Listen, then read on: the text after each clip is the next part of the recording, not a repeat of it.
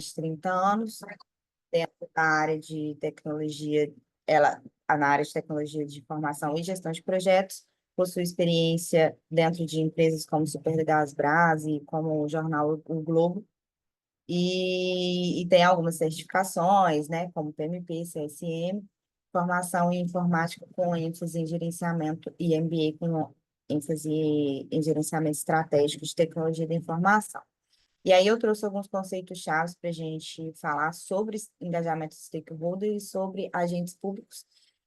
Dentro de engajamento de stakeholders, segundo o PMBOK, a ideia é você incluir e implementar estratégias e criar ações para que você consiga envolver as pessoas naquele projeto de forma produtiva, para que elas participem, para que elas estejam presentes e para que elas consigam estar na mesma sintonia para você atingir o seu objetivo de projeto. E também agentes públicos, que são definidos por lei como pessoas físicas ou jurídicas que exerçam funções de poder estatal direto ou indiretamente. Então, qualquer pessoa que esteja definida nesse contexto, ela é considerada um agente público. Então, hoje, quando a gente vai trabalhar projetos dentro de esferas públicas, com parcerias público-privadas, a gente tem que lidar, né, com esse contexto de agente público que tem um contexto diferente de outros que a gente normalmente trabalha. E qual o objetivo desse projeto? É desenvolver uma estratégia integrada de engajamento de stakeholder público para garantir que eles participem, sejam participativos, a fim de garantir que a execução e a entrega seja eficiente dentro do planejado. E a justificativa se baseia no fato de que pessoas que não estão engajadas dentro dos projetos tendem a ter atrasos, a gente tem problemas de atraso, que pode culminar em problemas de custo no projeto. E por você trabalhar com o perfil de agente público, você trabalha com pessoas que têm várias agendas, várias prioridades. Existe um contexto diferente em que a gente precisa estar lidando com aquilo ali o tempo todo. Eu trabalho hoje com muitos projetos dentro da área pública e é um desafio a gente engajar essas pessoas, né, no contexto de municípios, no contexto de estado e de N prioridades que essas pessoas hoje têm dentro do serviço público. A metodologia ela se dividiu em 3 partes. Num primeiro momento, foi feita uma revisão bibliográfica, buscando livros, artigos e pesquisa online, e análise de cases, que tinham como três pilares, né? O tema de stakeholders públicos, de políticas públicas privadas e de engajamento de stakeholders. Num segundo momento, foi feito um estudo de caso de um projeto em que eu trabalhei, que eu estou envolvida. Foi realizado um mapeamento de stakeholder, aplicado uma matriz de poder e interesse e realizado um mapeamento desse problema com a aplicação de diagrama de Chicago para entender a causa raiz do problema. E no terceiro momento, é o desenvolvimento em si da estratégia de engajamento, buscando soluções com indicadores de medição de sucesso, além da aplicação dessa estratégia no estudo de caso que foi feito no item 2. E aí, eu apresento para vocês os 5 cases em que eu analisei. Esses cases, como eu já disse, eles buscaram projetos realizados dentro de um contexto de uma parceria público-privada, onde eu consegui identificar quem eram os stakeholders, se havia stakeholders públicos e um problema de engajamento relacionado a esse tema. E aí eu trouxe desmembrei, né, o case 1, que é uma avaliação de impacto nas parcerias públicos-privadas para a educação, um estudo de caso feito para as escolas de Belo Horizonte. E aí foi identificado os stakeholders, professores, servidores e concursados do município. O problema de engajamento identificado era a resistência e desconfiança desses agentes no modelo de parceria público-privado. E aí eu categorizei o problema em natureza, né? E na natureza de comunicação, por exemplo. Eu trouxe a solução que veio no artigo, que a prefeitura promoveu audiências públicas e reuniões com sindicatos e representantes para a comunidade escolar para esclarecer os objetivos da política. E no eixo transparência, foi identificado duas ações de mitigação, que é estabelecido indicadores de desempenho para avaliar essa efetividade do modelo, permitirá ajustes, também disponibilizando mais informações sobre custos e resultados da política para órgãos e para a sociedade, para aumentar a transparência desse projeto. Aí eu trago a matriz inicial de como foi feito, como eu já disse, foi na segunda coluna dividido quem eram os stakeholders públicos, na terceira qual era o problema de engajamento, a categorização desse problema em naturezas para ficar, né, para a gente poder fazer uma categoria, e qual que foi a solução aplicada naquele caso. E aí eu parto para o estudo de caso, onde eu atuo. É um projeto de fortalecimento da rede de assistência social. O objetivo desse projeto é oferecer 15 cursos para 25 municípios, sendo o público-alvo trabalhadores, conselheiros e gestores de assistência social. A execução é feita por uma empresa, através de uma execução judicial. É desenvolvido por uma universidade federal, via uma fundação contratada, e a demanda é de uma secretaria de desenvolvimento social. E também esses projetos, eles têm uma característica que é o comitê de acompanhamento, que são órgãos federais e estaduais que precisam acompanhar e monitorar esses projetos, que são projetos de uma execução judicial. E aí a gente já pode perceber que esse projeto ele traz muitos stakeholders públicos, e isso foi um dos ganchos para poder fazer esse trabalho. E aí eu apliquei a matriz de poder e interesse, e a gente pode analisar que tem alto poder e alto interesse 4 dos nossos stakeholders, que são os gestores municipais, a Universidade Federal do Estado e o Comitê de Acompanhamento, além das secretarias municipais também envolvidas. E alto interesse, baixo poder de influência no projeto, a Secretaria de Desenvolvimento, além dos gestores, conselheiros e trabalhadores como público-alvo do projeto. E aí, o principal problema de engajamento identificado foi um baixo engajamento de municípios na participação dos cursos. Alguns municípios tinham um alto engajamento, outros municípios já não tinham. Como são 25 municípios, a gente tem que tratar, né? Cada um, às vezes, você precisa tratar de uma forma, e aí busquei entender por que que eles não estavam engajando, o que estava faltando e como melhorar esse engajamento. E aí eu apliquei um diagrama de Chicago, que, conforme Oliveira e Souza, ele permite mapear visualmente as múltiplas causas que contribuem para um determinado problema, categorizando em grupos lógicos. Então, como exemplo, dentro do eixo pessoas, existia um baixo envolvimento de algumas lideranças e uma falta de formação específica para que essas lideranças sejam multiplicadoras do projeto. Dentro da aba recursos, a plataforma de onde as pessoas faziam o curso era um pouco atrativa, não tinha tanta interação. Então, através disso, a gente consegue entender qual que é a causa raiz do baixo engajamento de alguns municípios dentro do projeto. E aí, nesse momento, eu apliquei a ferramenta.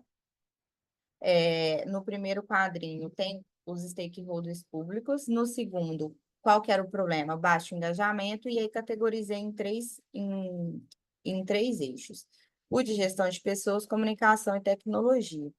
Dentro desse de comunicação e tecnologia, eu consegui aplicar, inspirado nos cases, na análise de cases, duas soluções. Dentro de comunicação, a criação de um canal de comunicação direto, como foi feito no Case 1, criando audiências públicas. Nesse caso, eu identifiquei como um indicador a criação de um canal, que poderia ser um WhatsApp chatbot, para que os cursistas interessados ou que já estavam fazendo pudessem tirar suas dúvidas e tivessem um canal direto de comunicação, além de aplicar outras soluções que podem ser, através, né, das revisões bibliográficas e de pesquisa, outras soluções que podiam ser aplicadas. E na aba de tecnologia, foi inspirado no Case 3, que era um artigo sobre uma implantação de um aplicativo em um hospital público. Também uma solução que é a validação do usuário final, onde poderia ser lançado dentro como uma pesquisa enviada por e-mail com um formulário de solicitação de mudança, onde as pessoas poderiam indicar o que eles acham que funciona, que não funciona, o que eles acham que poderia melhorar ou não dentro da plataforma de ensino. E coloquei também em todas essas soluções quais eram os indicadores de sucesso, por exemplo, na validação de usuário final, poderia ser um índice de atendimento de demanda de usuário, onde poderia fazer, inclusive, uma análise de como está sendo essa demanda, se essa demanda está sendo boa, se não, o que está funcionando ou não. E aí, uma proposta futura para essa ferramenta de engajamento seria a utilização de uma IA generativa, onde as entradas, né, a base dessa IA seria tanto revisões bibliográficas sobre o tema de engajamento de stakeholder público, cases e estudos de caso, como eu fiz no primeiro e segundo momento, e formulários externos também, onde a gente podia ter uma base de conhecimento de próprios gestores de projeto ou pessoas que trabalham com gestão de projetos que têm problema de engajamento, mas identificou uma ação corretiva ou mitigatória e melhorou esse engajamento. E aí essa pessoa poderia contribuir com essa base de conhecimento dessa IA generativa e a saída desse processamento desses dados seriam proposições de soluções customizadas, que teriam, né, maior aderência aos problemas, de acordo com como eles, né, qual a melhor forma de a gente mitigar esses problemas. E como conclusão, lições e propostas futuras, a gente evidencia que a falta de comunicação, desarticulação institucional e baixa transparência são entraves comuns que aparecem em vários estudos de caso, quando a gente trata de stakeholder público, então é um ponto de atenção. Porém, existem experiências bem-sucedidas que mostram que ações muito simples, elas mitigam esses problemas, como fazer uma audiência pública, criar um canal de comunicação, melhorar a comunicação, e publicar também indicadores que sejam claros, que comuniquem com o seu stakeholder, com o seu usuário final, que isso gera maior adesão de legitimidade para o desenvolvimento, para o sucesso do projeto. E a ferramenta desenvolvida, ela se mostra promissora, porque apesar de eu analisar apenas cinco cases, né? Eu consegui encontrar soluções que fossem comuns e elas são soluções reais, né? Acessíveis, que pode apoiar os gestores nas decisões práticas, mas ainda é necessário investir em formas sistemáticas de registrar e compartilhar essas boas práticas de engajamento. E o futuro inclui, né, a coleta colaborativa de experiências e o uso de inteligência artificial para poder fazer cada vez mais essas recomendações mais personalizadas e eficientes. E aí é isso, pessoal. Deixo aqui meu contato, meu e-mail, meu LinkedIn, para caso tenham alguma dúvida, queiram falar sobre o projeto.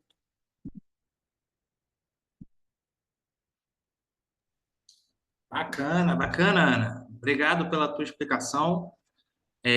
Só explicando ao pessoal e ao nosso público aqui que nós não temos uma sessão de perguntas, né? Porque o tempo é curto e também, em tese, a gente está apresentando um trabalho. Caso você tenha alguma dúvida, algum questionamento, por favor, entre em contato com a Ana, não fique com essa dúvida. Peço que você, por favor, entre em contato com a Ana pelo LinkedIn, peço que entre em contato com a gente passa o contato, a gente conecta vocês de alguma forma, tá bom? Ana, muito rapidamente, queria ouvir você um minutinho, 2 minutinhos no máximo aí, como é que foi essa sua experiência, até para incentivar a galera aí que está entrando. Olha, para mim foi uma experiência muito boa. Eu venho de uma transição de carreira. Eu, né, comecei na instituição financeira, trabalhei em gestão de projetos, voltei agora. Então, para mim, foi um momento muito importante para eu poder até mesmo mergulhar dentro do tema de gestão de projetos. Eu faço meu MBA, eu estudo há mais de 2 anos na área, mas eu sinto que com a experiência que a Leila conseguiu me passar, com os insights, com as dicas, eu consegui organizar, sabe, algumas coisas, até mesmo porque quando a gente começa a desenvolver um trabalho, eu sinto que a gente começa a aplicar aquilo que a gente aprende, e a gente consegue compreender melhor, absorver um pouco melhor. Então, acho que para mim foi extremamente importante. Calhou que começou. Eu fui aprovada num dia no programa, e no outro dia eu recebi a resposta da Deloitte, e foi tudo no mesmo momento. Eu estava já, né, fora do mercado há alguns meses, então comecei tudo junto, e para mim foi muito interessante nesse sentido, sabe?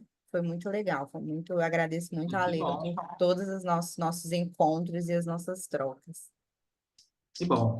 O PMI Rio ele tem um lema, que é coisas boas acontecem quando você se envolve com o PMI. Podemos deixar aqui o exemplo da Ana como um caso muito assertivo disso, né?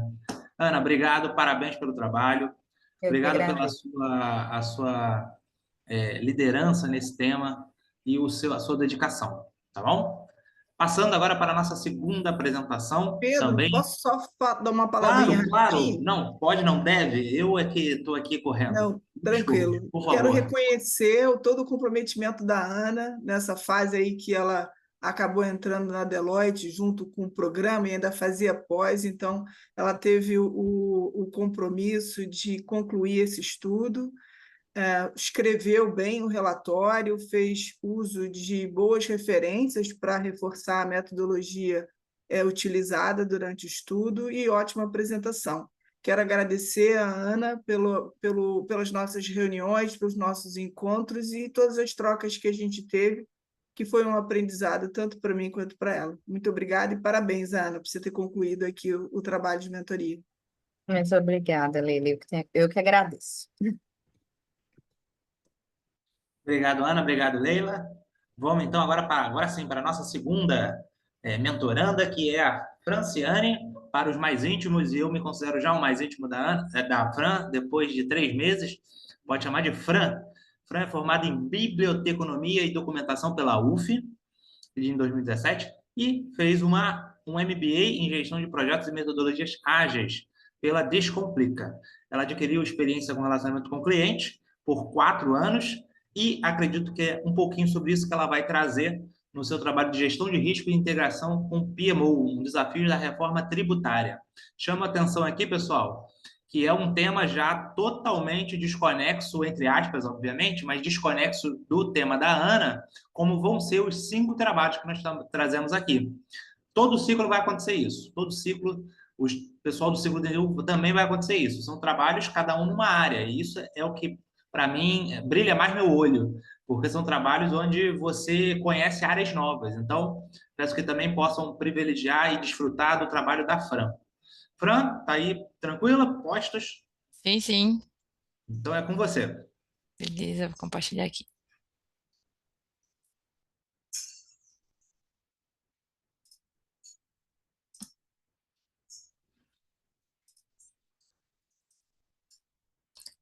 Aparece aqui para uma solicitação enviada. Aí não sei como que é feito aí.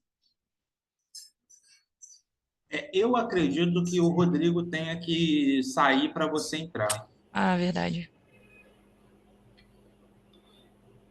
Não sei, mas não temos estagiários aqui no PMI, então eu não posso botar culpa em ninguém. Eu sempre sou a favor de ter Justo, justo. estagiários. Tenta agora, ô Fran. Eu Foi, sou a favor, foi. sim, Vê se mas... vai. Rodrigo, a culpa é sua, você pode colocar ela em quem você quiser, tá? Fique à vontade. Não, beleza. Agora sim? Então vamos lá. Foi aí? Brincadeira da parte. Tá contigo. Boa. Beleza. Bom, gente, me chamo Franciane, né? O Pedro já deu uma introdução ali sobre o tema do meu trabalho, gestão de riscos e integração no PMO, desafios da reforma tributária. Então, passando aqui rapidinho como será estruturada a minha apresentação, trazendo um pouquinho de biografia minha, dos meus mentores e comentores, o objetivo, justificativa e metodologia desse trabalho, análise de resultados, a conclusão e também as referências bibliográficas. Falando um pouco aqui de mim, eu tenho 30 anos, podem me chamar de Fran, porque sempre eu é Francine ou Franciele, então é mais fácil a gente mitigar esse erro, só chamando de Franca mais fácil. Sou nascida e criada no Rio de Janeiro, sou formada em biblioteconomia e documentação, então eu sou bibliotecária por formação, apesar de nunca ter exercido de fato a função como bibliotecária. Todas as minhas experiências ali na área da biblioteconomia foram como estagiária, e aí, passado um pouco do tempo, a experiência ali que eu fui adquirindo com relacionamento com o cliente, os assuntos que eram tratados, me fez brilhar os olhos ali para a gestão, então eu fiz essa pós-graduação em gestão estratégica de projetos e, paralelo, também fiz a gestão após em gestão do conhecimento. No ano passado, eu me aventurei um pouco aí no mundo de análise de dados, então foi um ano dedicado ali a Excel, Power BI, um pouco de SQL também, e estou tentando tomar coragem para enfrentar aí o Python, né? Que com certeza ali no acompanhamento de projetos ter o Power BI, fazer dashboards, acompanhar ali de forma mais analítica, trazer mais insights, com certeza agrega bastante nessa área. E desde 2024, desde agosto de 2024, eu atuo como analista de projetos na Icos, que é uma empresa de conciliação bancária. Falando um pouco do meu mentor, o Rodrigo Picança, ele é graduado em Engenharia Mecânica pela UFRJ, mestre em Engenharia Oceânica e Naval pela COP UFRJ, pós-graduado em Engenharia e Gerenciamento de Manutenção, tem certificação PMP e atualmente é gerente de engenharia offshore. A Vanessa, ela foi minha comentora nesse ciclo. Ela é pós-graduada em Engenharia da Computação e Sistemas, tem MBA em Gerência de Projetos e Processos com PMI e Metodologias Ágeis, é mestranda em Docência Profissional e Tecnológica, tem especialização em Gestão do Conhecimento e também atua na posição como gerente de projetos. Entrando um pouquinho aqui, já falando do meu trabalho, o objetivo do meu estudo foi demonstrar como um PMO estruturado, utilizando práticas da gestão de integração e gestão de risco, pode auxiliar empresas de software na adaptação às novas exigências da reforma tributária. O desafio dessas organizações vai muito além da compreensão da reforma, né? Envolve adaptar processos, sistemas, times de forma bem estruturada e eficiente. Então, o foco específico foi nas áreas de gestão da integração e gestão de riscos dentro do PMO, buscando entender como essas práticas podem minimizar impactos operacionais e garantir a conformidade regulatória durante essa transição crítica para o novo modelo tributário. A escolha desse tema ele se justificou pela magnitude das mudanças que a reforma tributária trará ao cenário fiscal brasileiro. Vamos ter a substituição de 5 tributos complexos por 2 novos impostos, alterando a base de cálculo que a gente conhece hoje e toda a sistemática de arrecadação fiscal do nosso país. Então, para empresas de software de gestão para o varejo, que é onde eu tenho experiência hoje, isso representa um desafio talvez sem precedentes, inclusive pela volatilidade das regulamentações complementares. Então, algumas coisas ainda estão sem definições nos estados e municípios e acaba adicionando uma camada de complexidade ao processo de adaptação. Então, nesse contexto, o PMO ele surge como um elemento crucial para prover uma governança estruturada e também capacidade de antecipação a essas mudanças regulatórias. Então, uma abordagem sistemática baseada em metodologias consolidadas como o PMBOK, com certeza podem fazer a diferença entre uma transição turbulenta e uma adaptação controlada e eficiente ao novo modelo tributário. A nossa metodologia se baseou em uma revisão estruturada da literatura especializada, com foco nas 2 últimas edições do PMBOK, a 6ª e 7ª edição.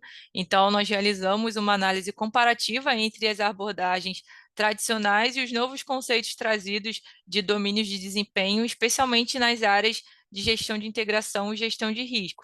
A gente complementou essa análise com um estudo detalhado sobre indicadores de gestão, investigando como os KPIs operacionais e OKRs estratégicos podem ser utilizados para monitorar e orientar o processo de adaptação dos sistemas às novas exigências fiscais, e a partir de toda essa base teórica, identificamos boas práticas que podem ser aplicadas por empresas de software na adaptação dos seus sistemas, com especial atenção para técnicas de mitigação de riscos regulatórios e operacionais, bem como também métodos eficazes para a integração entre as equipes técnicas, fiscais e gerenciais. Entrando um pouco aqui agora na análise dos resultados, as nossas análises elas revelaram aspectos significativos sobre a gestão de projetos no contexto da reforma tributária. A gente pôde observar que a evolução conceitual do PMBOK, migrando de uma estrutura rígida por processos para domínios de desempenho mais flexíveis, proporcionou um framework mais adequado para lidar com essa volatilidade regulatória. A gente também identificou indicadores essenciais que devem ser monitorados durante a adaptação, como o percentual de conformidade dos sistemas com a nova legislação, o tempo médio de respostas a mudanças tributárias e o índice de retrabalho por falhas regulatórias. A taxa de sucesso em auditorias fiscais emergiu como uma métrica crítica para validar a eficácia dessas adaptações que a empresa for realizando. Entre as boas práticas identificadas, destacou-se a estratégia dual de implementação, então, desenvolvendo soluções paliativas para atender prazos legais imediatos, enquanto se trabalha paralelamente em soluções definitivas mais robustas. A formação de comitê de integração multidisciplinar é fundamental para alinhar interpretações fiscais e técnicas, reduzindo assim os retrabalhos, e o monitoramento contínuo das discussões legislativas também é uma prática diferenciadora, porque permite a antecipação a mudanças antes mesmo de sua publicação oficial. Caminhando para a conclusão, nós concluímos que a implementação de um PMO estruturado orientado pelas diretrizes do PMBOK 7ª edição, ele proporciona um diferencial competitivo significativo para empresas de software durante essa transição para o novo modelo tributário brasileiro. A abordagem de domínios de desempenho, especialmente o domínio da incerteza, demonstrou maior eficácia na adaptação aos requisitos fiscais em constante evolução. A análise dos indicadores de gestão confirmou que a combinação de KPIs operacionais com os OKRs estratégicos amplia a capacidade das organizações de monitorar tanto a execução quanto o alinhamento das adaptações tributárias, e as métricas como o percentual de conformidade dos sistemas, o tempo médio de resposta a mudanças fiscais e a taxa de sucesso em auditorias, elas forneceram subsídios concretos para a tomada de decisão, enquanto os OKRs asseguram o alinhamento das equipes com os objetivos organizacionais mais amplos. Entre as lições mais relevantes, a gente destaca a necessidade de equilíbrio entre uma estruturação metodológica e flexibilidade, permitindo assim incorporar mudanças emergentes sem perder o rigor da gestão. O estabelecimento de canais eficazes de comunicação entre equipes técnicas e fiscais é determinante também para reduzir os retrabalhos. A adoção de ambientes de simulação fiscal e testes de cenários tributários complexos emergiu como uma prática essencial na redução de falhas em produção, e, paralelamente, a documentação estruturada e o compartilhamento sistemático de interpretações fiscais se consolidaram como ativos estratégicos que aceleram essas adaptações futuras.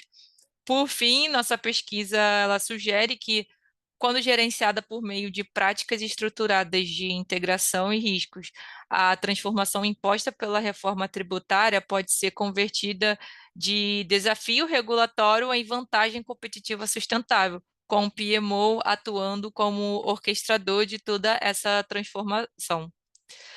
Aqui são um pouquinho das referências bibliográficas que eu utilizei nessa pesquisa.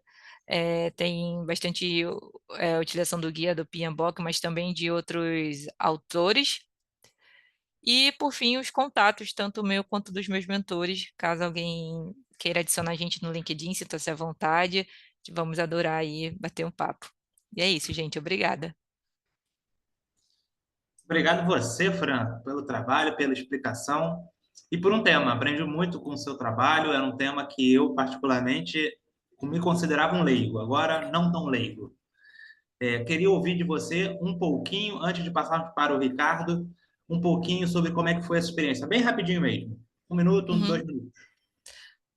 Foi uma experiência muito boa, assim, eu já tinha ouvido falar do PMI, eu tenho, até falei na minha entrevista isso, que eu tenho uma amiga que ela é voluntária, sempre me falou bem do PMI, e realmente é um lugar onde você aprende muito, tem muito networking, não é algo assim que é só falado agora na abertura do ciclo, a gente consegue ver ao longo do mentoring isso acontecendo de fato, abre os seus olhos para um mundo diferente, né, assim como alguns aqui eu fiz uma transição de carreira, então apesar de eu ter feito uma pós lá em 2022, que já se passaram 3 anos, eu nunca tinha trabalhado de fato como um analista de projetos e hoje eu estou inserida num PMO e com muita vontade de crescer na área, de poder ser voluntária, de realmente ser esticada na área aí de gestão de projetos que realmente tem muito mato para capinar.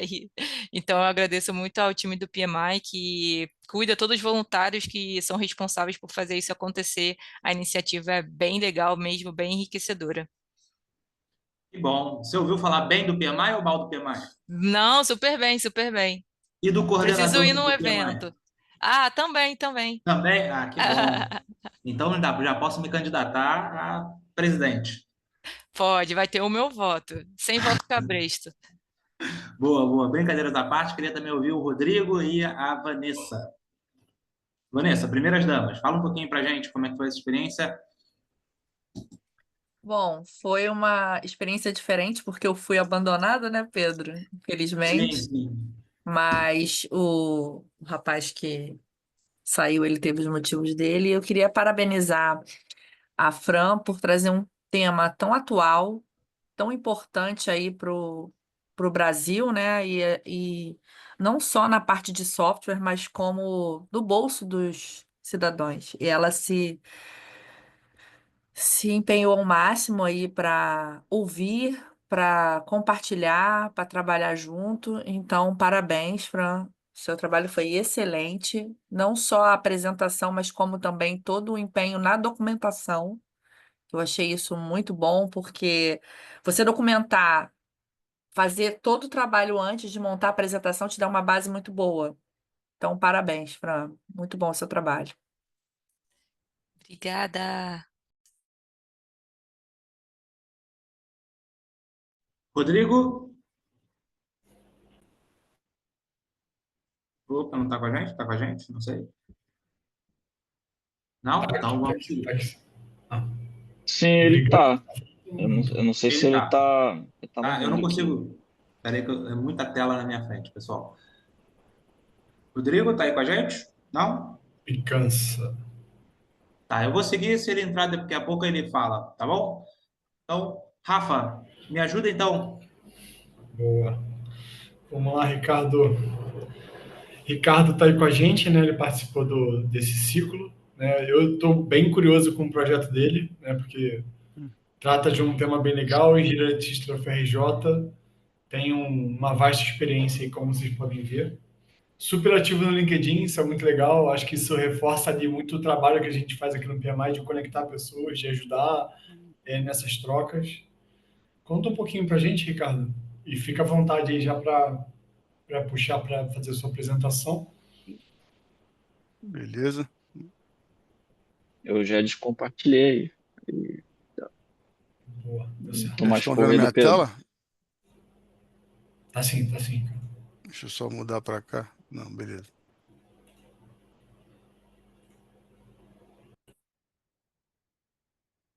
Melhor mudar para cá. Tá vendo agora ou não, né? A gente está vendo o teu assistente. Tá, então calma aí.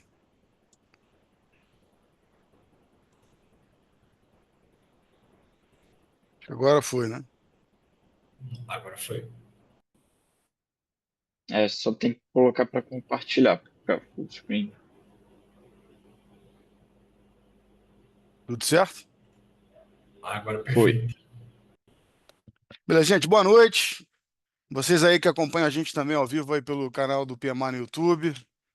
Muito honrado da sua audiência. Aproveita, se inscreve no canal, dá um link, dá um like aí no vídeo para alcançar mais pessoas.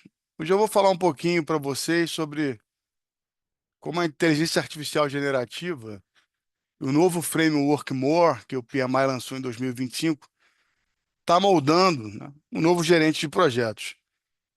Quem me ajudou nessa jornada, meu mentor, que se tornou também um amigo, foi o Luiz Miero, mestrando, né, mestre em engenharia química pela UFRJ, também membro do PMI, com vasta experiência em gestão de projetos. Hoje ele atua como gerente de engenharia na Alter Ocean. E eu sou Ricardo Brigante, pode me chamar de Brigante se preferir, eu até prefiro, mais fácil gravar. Eu sou engenheiro eletricista formado pela UFRJ, com MBA em Inteligência Artificial pela PUC. Sou certificado PMP desde 2013. Recentemente eu tirei a certificação de Scrum Master.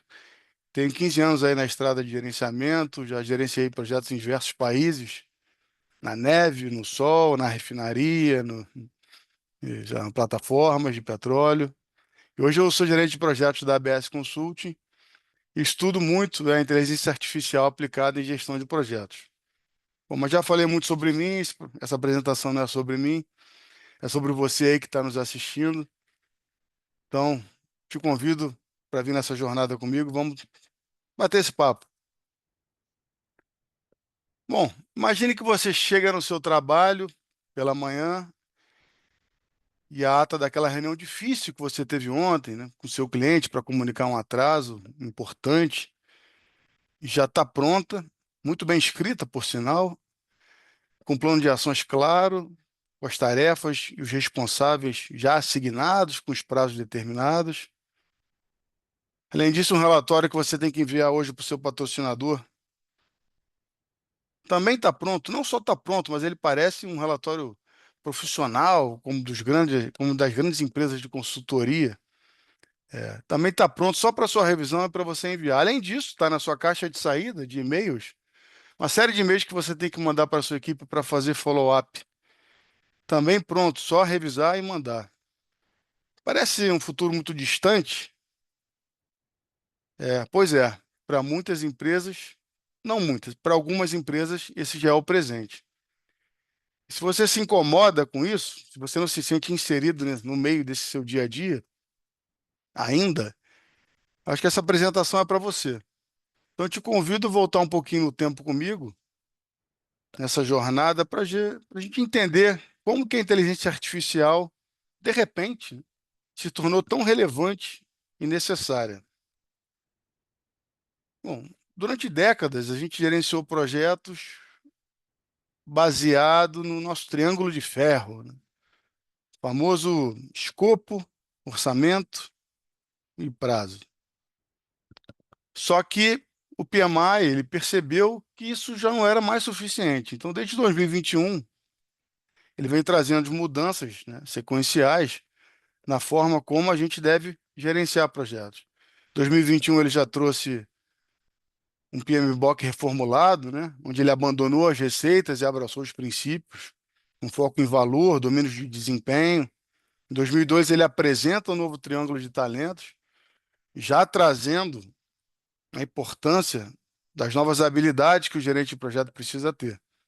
Em 2024, ele apresenta o Maximizing Project Success, que é valor percebido. É importante que não só o projeto seja bem gerenciado, mas que ele traga valor para a organização.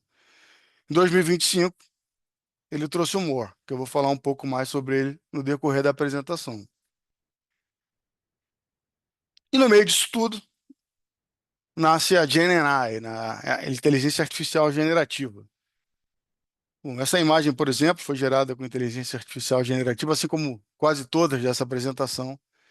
Para a gente entender como a gente chegou nesse momento, precisaremos voltar no tempo. Por quê? O que aconteceu no mundo que a inteligência artificial tomou essa proporção? Já que é um conceito desde a década de 50 que se fala em inteligência artificial. Por que agora o uso foi difundido, amplamente difundido? Três grandes coisas aconteceram. avanço científico, potência computacional e soluções de nuvem. Então, vou destrinchar um por um para vocês entenderem o que aconteceu. Bom, em 2017, foi lançado um artigo chamado Attention is All You Need, pelo Vaswani, do Google. É um artigo muito interessante. Então, ele foi um ponto de inflexão que inaugurou a era da inteligência artificial generativa. Quem quiser ler o artigo, está aí o QR Code. Por que que ele mudou tudo? Basicamente, eu gosto de falar que a máquina aprendeu a aprender. Como que era o machine learning antes desse artigo? Era um aprendizado sequencial. Então, a frase, o gerente atualizou o cronograma ontem porque ele estava atrasado, era lido parâmetro a parâmetro pela máquina. E quando se chegava no ele, a máquina já não entendia se ele era o cronograma, ele o gerente, isso gerava ambiguidade e, obviamente, tornava muito caro o treinamento de um modelo. Caro porque demorava muito tempo. Esse artigo trouxe um novo conceito, a máquina aprendendo paralelamente. Todos os parâmetros são lidos paralelamente, então a máquina entende simultaneamente o que está sendo passado para ela. Isso possibilitou o treinamento, né, de modelos com bilhões de parâmetros. Mas, obviamente, que só isso não era suficiente. Não é só você mudar, né, conceitualmente uma coisa. Nasceram as GPUs. Saímos da era das CPUs para GPUs, onde temos cálculo, né, e processamentos paralelos. Acho que todo mundo conhece aqui a NVIDIA, a empresa que liderou, né, que lidera a fabricação das GPUs. E, além disso, as soluções de nuvens, onde a gente consegue acessar dados de qualquer lugar, com confiabilidade e uma grande quantidade de dados. Então, juntando esses três, né, parâmetros, a GenAI se tornou viável. Porque, em 2022, alguém pegou tudo isso e criou um front-end, um site fácil, onde era só digitar e conversar com uma inteligência artificial. Então, em 2022, nasceu o ChatGPT. Em 5 dias já tinha 1 milhão de usuários. E o resto é história. Estamos aqui falando disso e toda semana surge uma nova informação sobre uma nova inteligência artificial, uma nova ferramenta. Aí você vê um post no LinkedIn, 50 inteligências artificiais que fazem tudo. A gente fica bastante confuso. Eu chamo isso de infoxication, que a gente fica intoxicado com tanta informação. Não há uma curadoria, né, para a gente do que a gente deveria usar. Então, eu não gosto muito desse tipo de conteúdo que fazem a exibição de 50 ferramentas que você pode usar, quando as pessoas às vezes não conseguem usar nenhuma direito. No máximo revisam um e-mail e tal.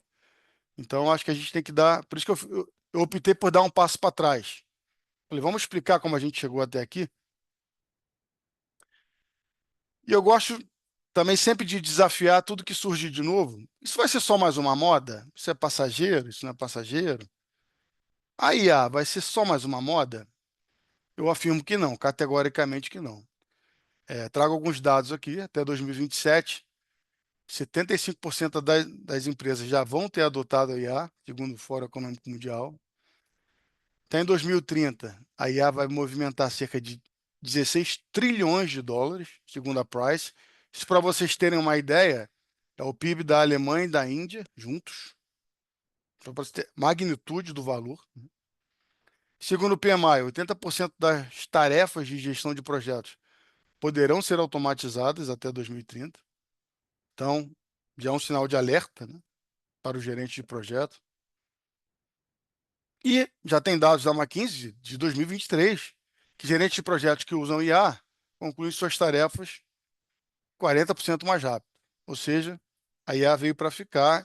E agora eu vou trazer um relatório muito interessante do Fórum Econômico Mundial, que chama Future of Jobs, é o futuro do trabalho, onde tem uma série de habilidades classificadas em 4 quadrantes aqui, mas eu vou focar em um só, em um deles, nesse aqui. O que que esse quadrante diz?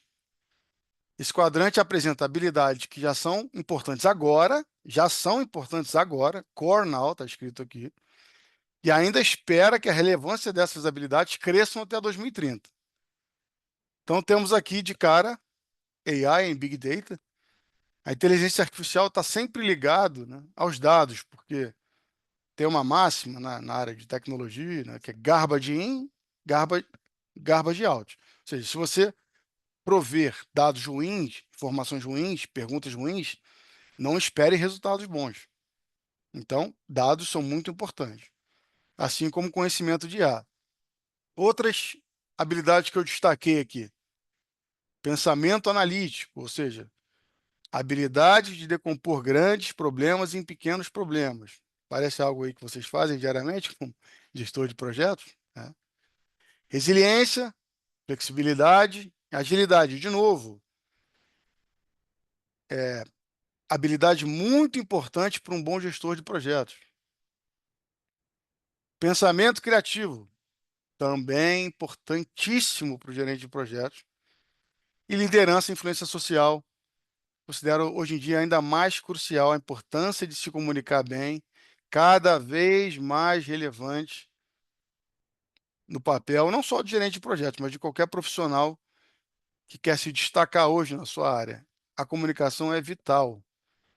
Ou seja, quem está com medo de que, será que a inteligência artificial vai tomar meu trabalho? Não. Está claro aqui as habilidades que um gestor de projeto precisa ter, né? As habilidades que nós, como gestores de projetos, já temos, são importantes e vão ser ainda mais importantes até 2030. Agora, um gestor de projetos que não use a inteligência artificial, sim, estará em problemas. Agora, dentro desse contexto, eu vou trazer o MORE. O que é o MORE que você fala, né? Esse acrônimo, né? Esse framework. Isso já é o PMI de novo na vanguarda, já percebendo as mudanças que estão acontecendo no mundo, ele já traz um alerta, né? E já dá um guia para o gerente de projetos, o que ele deve fazer para se situar, para suceder, né, nesse novo mundo. O M vem de Managed Perceptions, muito mais importante, não muito mais importante, mas tão importante como o sucesso do projeto, é o sucesso da percepção, né, de que aquele projeto foi bem sucedido. É importante que você se comunique com clareza, que gere a percepção dos principais stakeholders de que aquele projeto foi relevante, de acordo com o investimento que foi feito. Então, trago as habilidades lá do quadrante do Fórum Econômico Mundial. Influência social, se comunique bem, se comunique com clareza, seja objetivo, se comunique constantemente, se comunique intencionalmente. O PMI deu o mapa para a gente. O O vem de On, Project Success, ou seja, você tem que dominar, você tem que trazer para si o sucesso do projeto, além do sucesso do gerenciamento do projeto. O que era o sucesso do gerenciamento do projeto? O triângulo de ferro, né? Entreguei o projeto no prazo, dentro do orçamento, e no escopo também atendi tudo. Tá, mas e aí? Esse projeto trouxe valor para a organização? Que valor trouxe? Às vezes não trouxe nenhum valor. Perdeu, né, relevância ao longo do tempo. Então, o sucesso do gerenciamento não é mais suficiente. É necessário o sucesso do projeto. Por isso, liderança, influência social, você tem que entender, se comunicar com seus stakeholders. Você tem que, né, levar o seu projeto para uma área que ele vai ser bem sucedido. O R vem de reassessment, constantemente. Desafie constantemente as premissas, né? Não morra abraçado com suas premissas. O mundo muda o tempo todo, tecnologia muda, política geoeconômica muda, uma série de restrições, câmbio muda, finanças muda. Trago de novo uma habilidade daquele quadrante tão importante para a gente: resiliência, flexibilidade e agilidade. Seja agente da mudança, não seja resistente à mudança. Antigamente havia um conceito de proteção, né, ao escopo, resistência à mudança, devemos proteger o escopo, o orçamento, o cronograma. Hoje em dia isso não é mais possível. A gente precisa ter agilidade, flexibilidade e resiliência. O E vem de expandir sua perspectiva, né? Os projetos têm impactos além do que aquele que ele se propôs, né, a entregar. Ele pode impactar uma comunidade, uma sociedade, até o mundo. Então, pensamento criativo, expanda a sua análise sobre o projeto que você está gerenciando. Se você conseguir agregar valor além, né, do que só o projeto se propunha, você já vai estar gerenciando percepções, você já está garantindo o sucesso do projeto além do sucesso do gerenciamento e, obviamente, constantemente reacessando, né, suas premissas. Então, esse framework que o PMI lançou, ele é fantástico. Está completamente alinhado com o que está acontecendo no mundo. Bom, para não ficar uma coisa só acadêmica, né, e teórica, eu criei aqui do nada, do zero, um protótipo educacional que eu chamo de Nexus, que é o seguinte: eu criei sem saber programar uma linha de código, nada, somente utilizando usando a inteligência artificial, um assistente, né, para me comunicar melhor. Então, eu chamo de Nexus. Aqui, teste ao vivo, tá? Cliquei no link, está carregando aqui. Então, Bom, teste ao vivo é esse. Acabei de testar, funcionou. Quem sabe faz ao vivo. É, Sério. não sei porque não carregou, estava aqui carregado, mas tá tudo bem.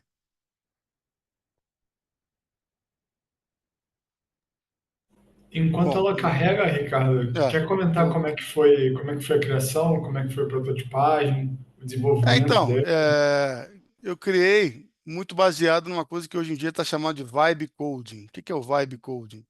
Você conversa, né, com a inteligência artificial. Você não precisa ficar escrevendo prompts. Fala, pô, cara, tô querendo criar um assistente assim que funciona desse jeito. O que que você acha? Aí ele vai devolvendo, vai criando linhas de código. Então você pode até coisas bem específicas como as cores, né, do que foram feitos, desenhados.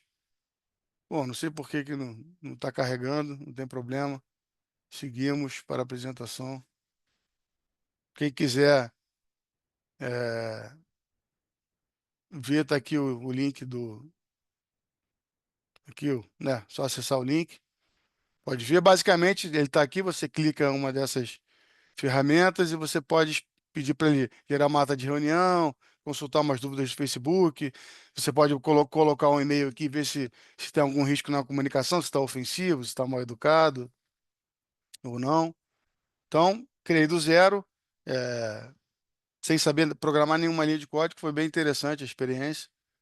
Ele é só um protótipo mesmo, educacional.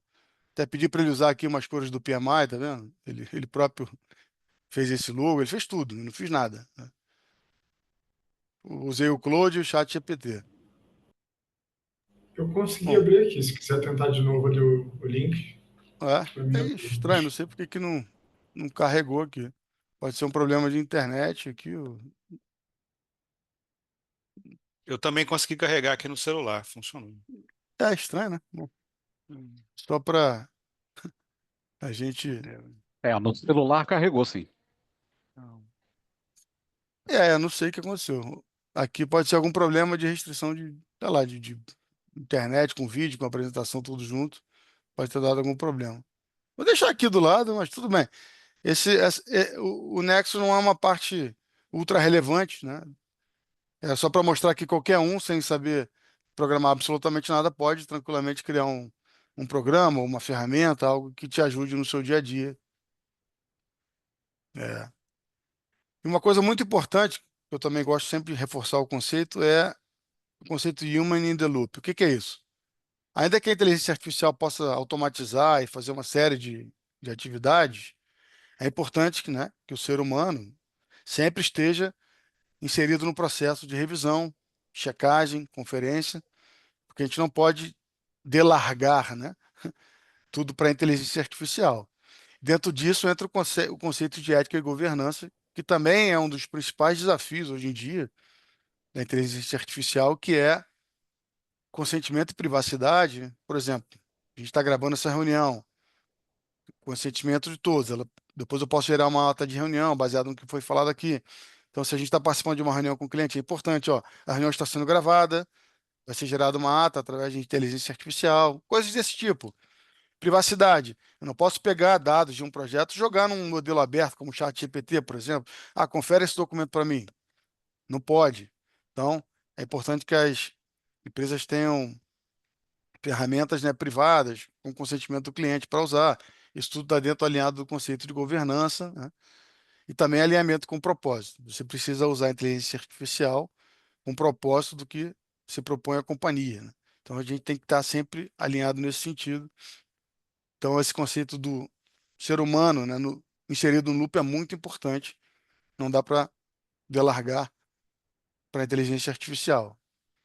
Então a gente chega numa bifurcação aqui, né? Eu queria convidá-los a refletir, né? Hoje, se você, como é que está seu uso, né, de inteligência artificial? Você vai lá, revisa um e-mail, melhora um texto, mas ainda sente que seu uso é muito primário, né? É, eu gostaria de convidá-los a seguir o caminho ali iluminado, né, da direita, porque cada vez mais vai ser relevante, necessário e até imperativo, porque a capacidade de produção de quem usa a IA, ela é realmente muito maior de quem ainda realiza uma série de tarefas operacionais e manuais, no seu dia a dia. Então, só há um caminho possível e ele passa pela GNNI. Mas tudo bem, quero começar agora. O que que eu faço? É, Primeira coisa, mentalidade aberta. De tudo que eu passei nesses 3 meses estudando, montei essa apresentação, se você guardar só essa frase aqui, para mim já valeu tudo a pena. IA não é ferramenta, é inteligência aumentada. De novo, IA não é ferramenta, é inteligência aumentada. Como assim? Ferramenta é Excel, PowerPoint, Project. IA é uma extensão da sua cognição. Por exemplo, muita gente começa a usar a IA assim, criou um cronograma. Aí fica na dúvida de uma função lá do project, pergunta para o chat GPT. Ah, como é que eu insiro isso aqui? Ele responde. Não, não, não, não, não. Volta antes. Como que você usa a IA? Você recebeu um projeto, você vai falar com ele. Olha só, eu recebi um projeto de implantação de um software, sei lá, de controle de estoque para um cliente assim assado em tal indústria. Eu tenho essas restrições, tenho os recursos assim. Como você controlaria esse projeto? Que metodologia você usaria? Híbrido, ágil, waterfall? Como seria seu cronograma para controlar esse projeto? Aí, daí, você parte com ele desenvolvendo a estratégia de gerenciamento. Não é perguntando como inserir uma célula no Excel para fazer tal fórmula. Isso está no help do Excel. Você usa antes, né? Aí depois você pode falar, atue agora como especialista em project para isso, para isso, para isso. Depois atue agora como um consultor sênior na área, na indústria de alimentação para você me fornecer tal, tal, tal. Ou seja, você tem à sua disposição um time inteiro de especialistas. Então converse com eles, use-os, né? Não fique tirando dúvida básica. Expanda a sua inteligência. Então, se vocês gravarem só essa frase de tudo que eu falei hoje, para mim já valeu. Outra coisa importante, fluência em A, né? Entenda o que que é LLM, domine a engenharia de prompt, mas não precisa também ficar programando o prompt, não. Conversa. Se você apertar Shift H no chat GPT, vai abrir o microfone, fala com ele, né? Conversa com ele. Dê contexto, dê nuance, obviamente, né? Fala, você agora é um analista de risco. Tô com uma situação assim, você pode me ajudar? Ele vai responder, você fala, não, você não entendeu nada do que eu falei. Aí você vai conversando com ele, vai refinando, né, a conversa. De novo, pensamento crítico, foi isso que eu falei, avalie e melhore os outputs. Conversa com ele, conversa. Você vai ter resultados incríveis, né? E automatize com estratégia. Tem gente que já quer que saia automatizando um processo ultra complexo, aí se perde no meio do caminho. Cara, tem gente que não sabe, às vezes, criar uma regra no Outlook para o e-mail e para uma pasta, o cara quer automatizar a elaboração de e-mails. Com calma. Pega um processo simples, né? E tenta automatizar. E, obviamente, liderar com ética e visão. Você tem que conectar aí a estratégia da empresa, né, e com a ética sempre na frente, por causa dessa sensibilidade de dados. É importante isso. Então, chegando ao fim, né, toda era, toda mudança de era tem 3 tipos de pessoas: as que resistem às mudanças, as que ignoram e as que querem liderar. Então, se você quiser liderar, te convido, né, a trocar uma ideia comigo lá no LinkedIn, com o Luiz também. Estou lá disposto, a gente pode trocar uma ideia, falar mais sobre inteligência artificial. Também estou estudando ainda, é um assunto novo que muda diariamente. Então, estou aprendendo com vocês. Então, obrigado, todo mundo que assistiu, e espero manter contato com vocês e vamos conversando. E quem que tiver do ciclo 31 aí, que tiver interesse em continuar esse tema, né? Tô aqui à disposição de vocês. Pode me falar comigo. Muito obrigado. Boa noite. Parabéns, Ricardo, muito bom. O Miro está aqui com a gente, consegue dar alguma Tô sim, tô sim. Gente, eu vou ser breve. Ricardo é uma daquelas coisas que a gente fala do PMI, do Programa de Mentoring, né? Uma daquelas forças da natureza que aparecem na vida da gente e a gente aprende mais com eles do que a gente ensina. Então, eu fui o mentorado durante esse ciclo, ele brilhou, assim, né? Desde o primeiro momento que a gente começou a conversar, ele se mostrou sempre muito interessado e a gente via, né? O Rafael bem colocou aí, ele é bastante ativo no LinkedIn, então ele foi fazendo bastante cursos paralelos aí até para se capacitar.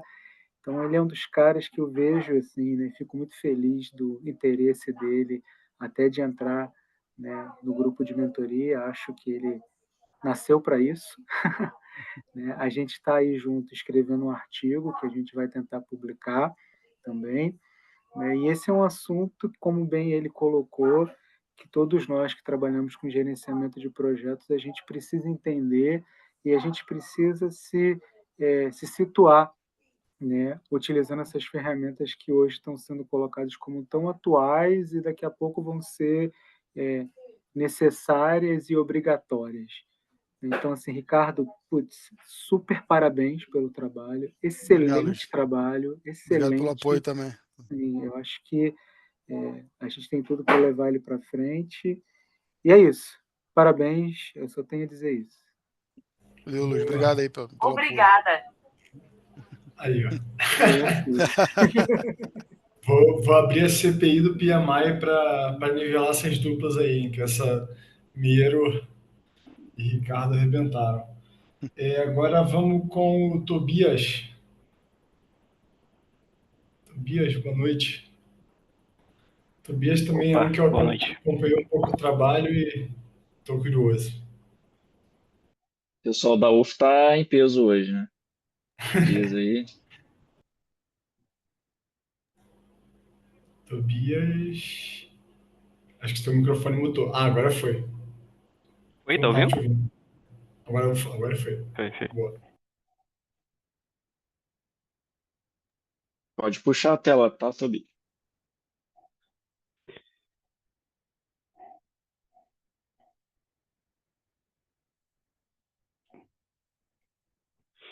Bom, pessoal, primeiramente, boa noite. Queria agradecer aí em especial o time de voluntários do PMI. Para mim, esse ciclo aqui foi um ciclo muito importante, aprendi pra caramba com vocês.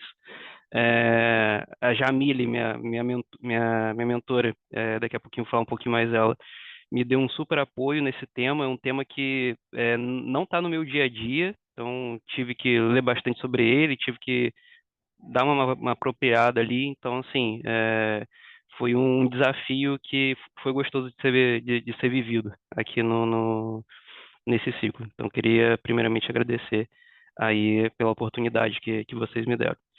Então, meu nome é Tobias, minha mentora é a Jamile.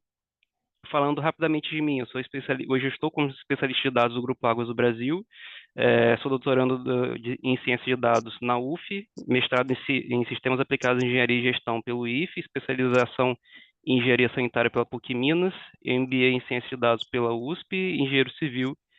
E a Jamile, minha orientadora, ela tem uma larga experiência em gestão de projetos, autora do livro Gestão de Projetos Socioambientais na Prática, Conceitos, Ferramentas e Casos de Sucesso.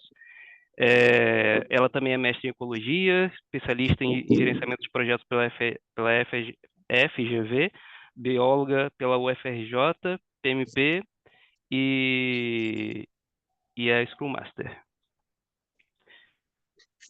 Falando aqui rapidinho, né, do meu tema. O tema é implantação da norma SA 8000 no setor de saneamento básico através de gerenciamento de projetos. Como é um tema que não é muito falado, né, ainda acredito que nos próximos anos vai entrar ainda mais na mídia, né, vai entrar mais em vigor. A SA 8000 é uma norma internacional, tá? Mas ela não é uma ISO, mas ela é certificada, então é uma norma que você pode buscar uma certificação. Ela fala muito sobre a responsabilidade social e é um tema hoje em dia de forte interesse, não só do saneamento básico, do mercado como um todo, porque tem diversas fontes, principalmente de financiamento, de diversas origens ali de como que eu posso dizer, diversos pontos que as empresas hoje buscam nesse assunto.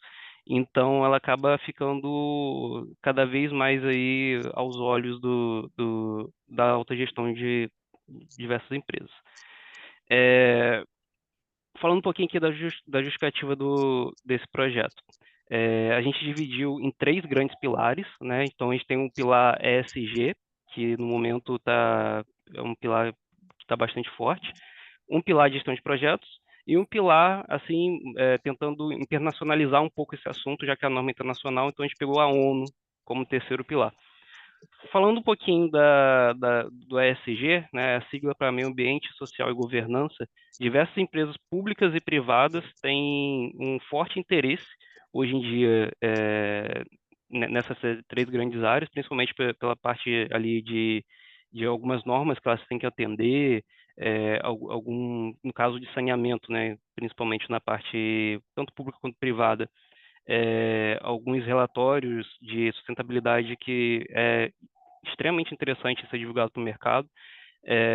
E a norma SA 8000 ela se encontra ali na parte do S do ESG.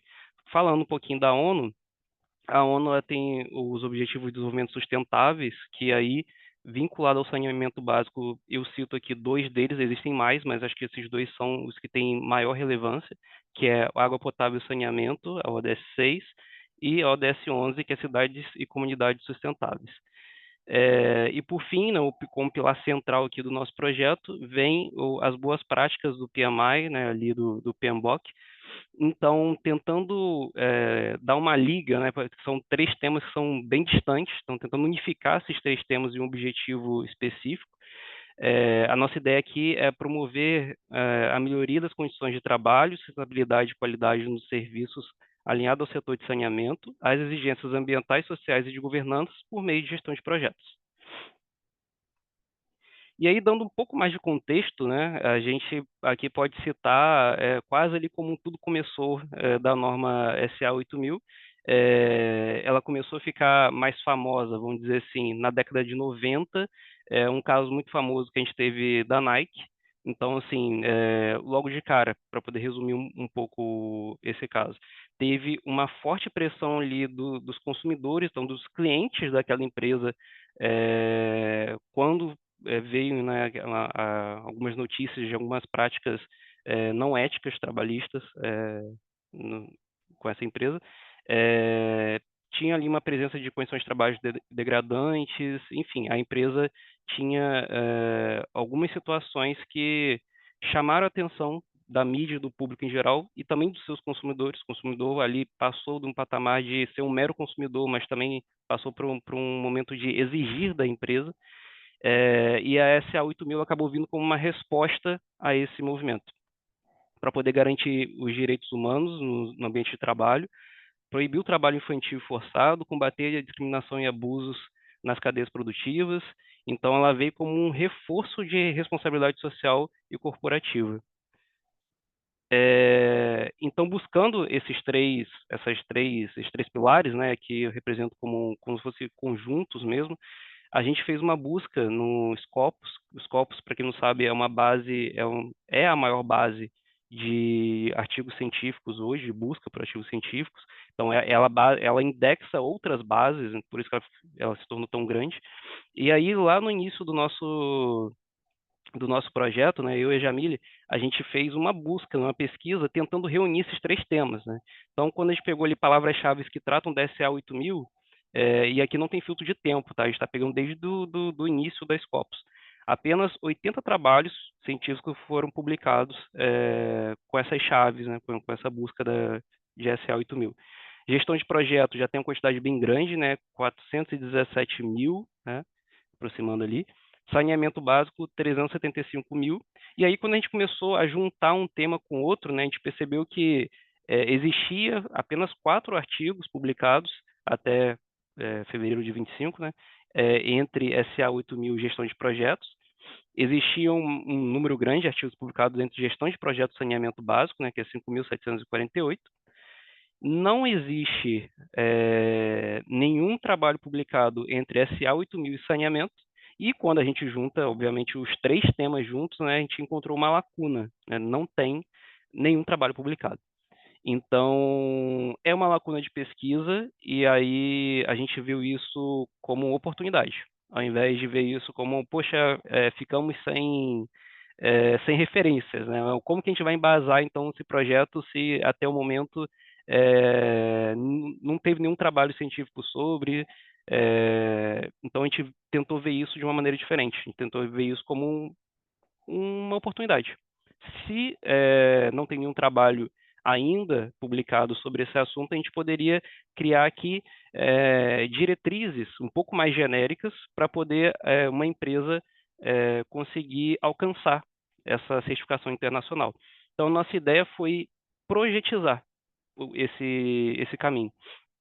Então, para poder a gente chegar lá, a gente entrou numa etapa aí de descoberta. Então, a gente elencou aqui 4 tarefas que seriam necessárias de serem cumpridas para poder a gente adquirir informações de como que a SA 8000 quais são os artigos científicos daqueles que a gente achou, principalmente daqueles 4 lá em cima, entre gestão de projetos e SA 8000, quais são eles, o que que eles falam, como que a gente pode utilizar isso para poder ajudar outras empresas brasileiras, principalmente, a alcançar essa certificação.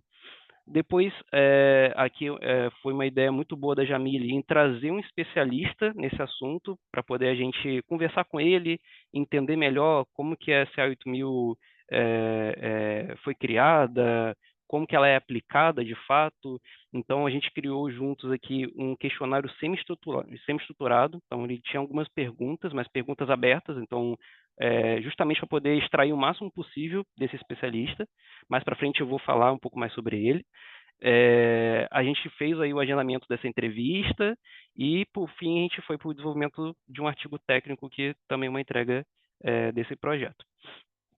Falando um pouquinho ali da nossa entrevista, né? Essa entrevista foi dividida em 6 blocos, tá? E aqui, só por exemplo, só para uma amostragem, o bloco 3 é o bloco de gerenciamento de projetos na implantação da SA 8000, né? E aí a gente vem com algumas perguntas, então só para poder a gente ter uma noção, né, de como é que foi feito isso.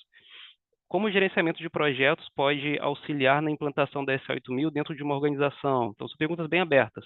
Qual o papel do gerente de projetos e iniciativas de adequação na norma SA 8000? Então, a gente tentou entender, né, o máximo possível ali entre o PMBOK, né, o gestor de projeto, a figura do gestor de projetos, vamos colocar assim, e a SA 8000 enquanto uma norma certificadora, tentando juntar esses 2 mundos.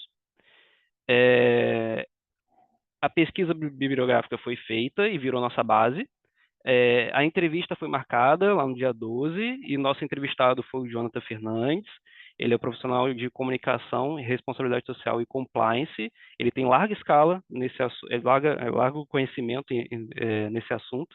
E assim, foi uma entrevista muito interessante de ser feita. Eu queria até agradecer a Jamile por ter conseguido fazer esse networking, né, com o Jonathan. O Jonathan,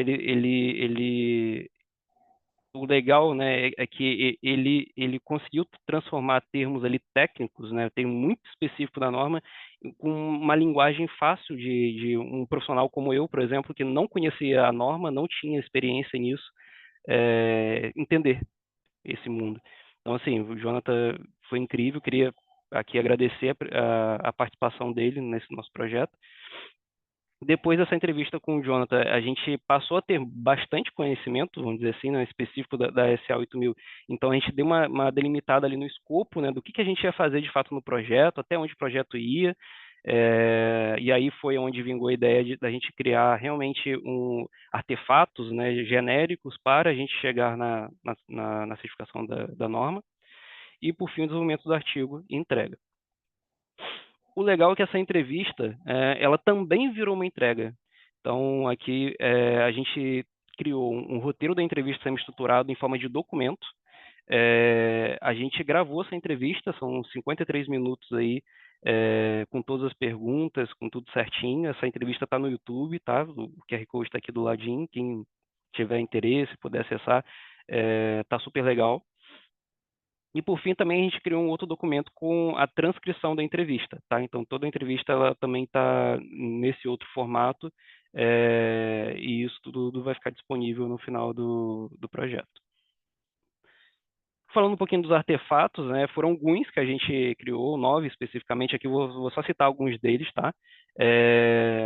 Tem uma coletânea de documentos de projetos, tá? Aqui a gente tem o termo de abertura de projeto, o termo de encerramento, a gestão de mudança, tem uma série de documentos ali que compõem essa coletânea. A gente utilizou o PMC, que é o Project Model Canva, para poder estruturar o nosso trabalho, né? E aí nortear também os outros artefatos. Então, a partir do PMC, a gente conseguiu construir uma EAP que melhor atende a esse objetivo. A partir da EAP, a gente partiu para o cronograma, montamos uma matriz de stakeholders, e aí a gente foi desenvolvendo, né, até finalmente chegar nas lições aprendidas, que também faz parte aqui da entrega do trabalho. E aqui eu vou mostrar rapidinho como é que foi alguns desses artefatos, né? Então, acho que o legal aqui para resumir, né, o legal do PMC foi trazer esse campinho de grupos de entregas, né, onde a gente deixa bem claro o que uma empresa ela precisa ter como entrega, né, num projeto como esse, para poder alcançar essa certificação.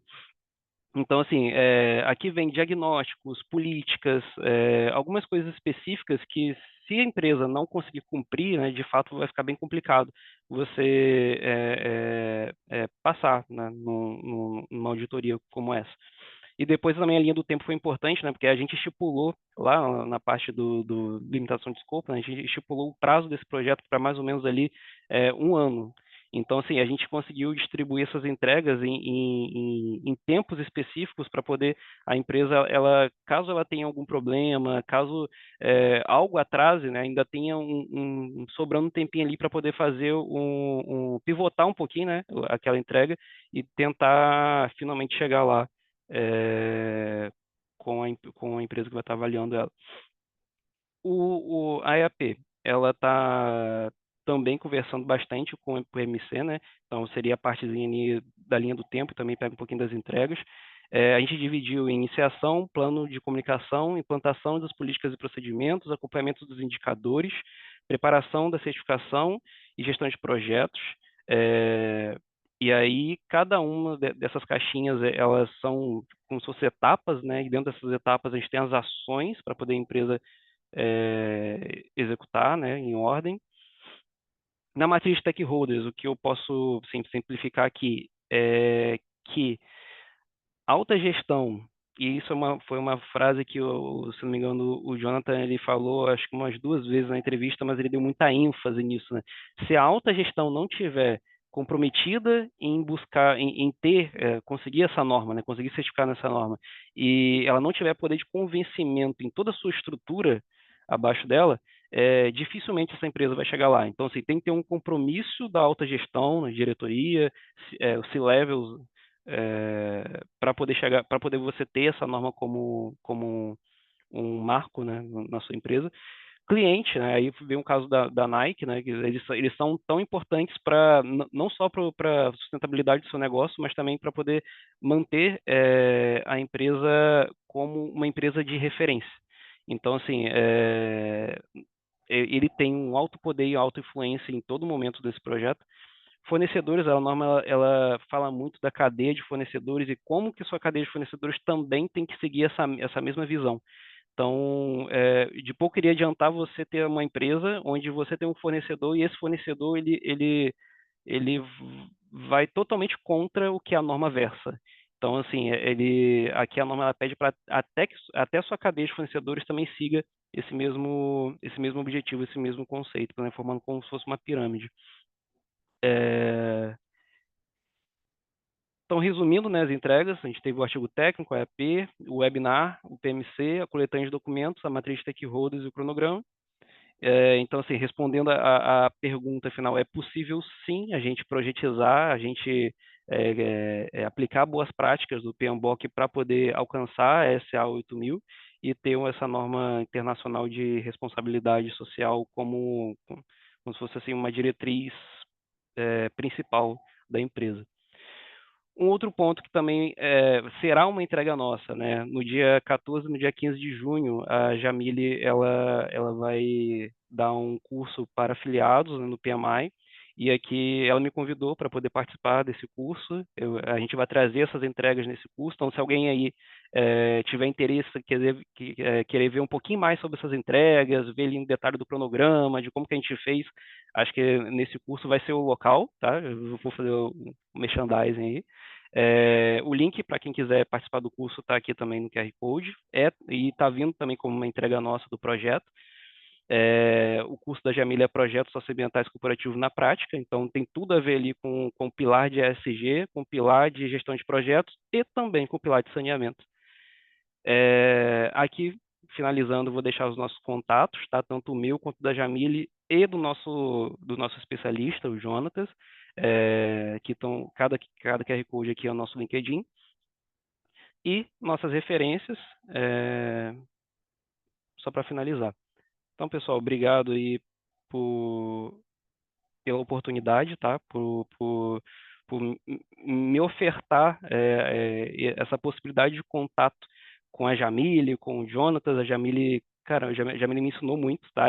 Esse processo de montar o PMC, do PMC ir para a EAP, depois ir para o cronograma. Estou aplicando hoje nas minhas atividades aqui na empresa, né? Então, poxa, de uma coisa que é um tema que eu não conheço, é um tema que eu não falava e não tratava, acabou gerando um conhecimento de algo que no meu dia a dia já está fazendo a diferença. Então, eu queria deixar esse agradecimento especial aí a Jamile e a vocês, o PMI, pela oportunidade.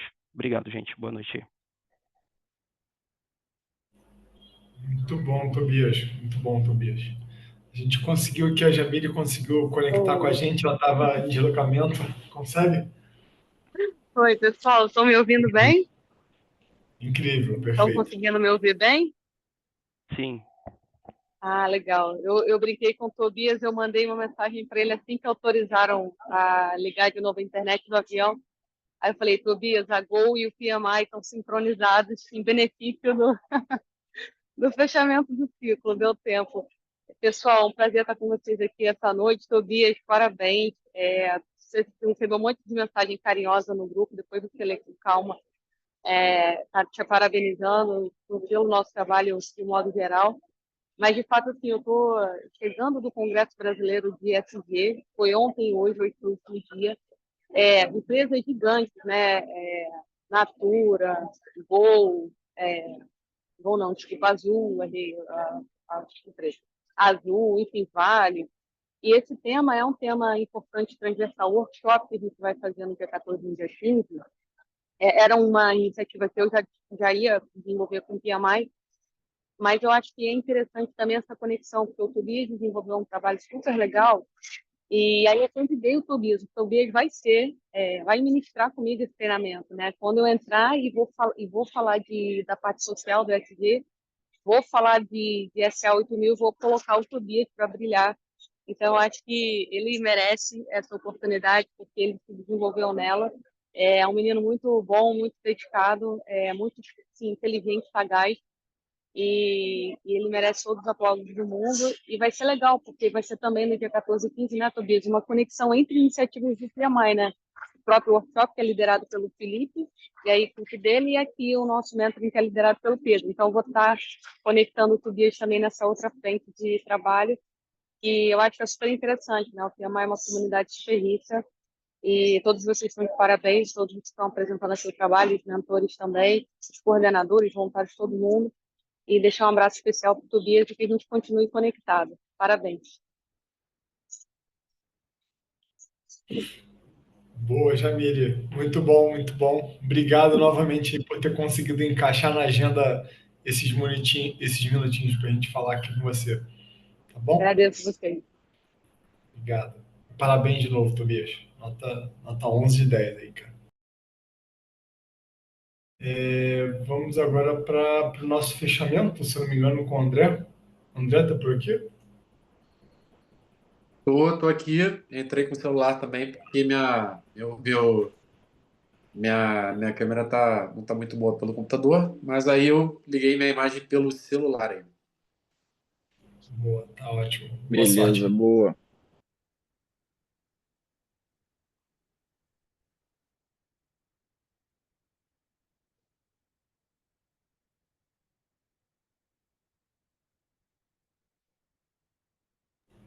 Consegue compartilhar?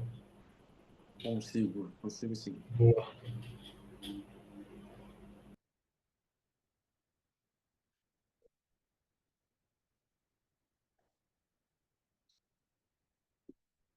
Vocês já conseguem ver aí?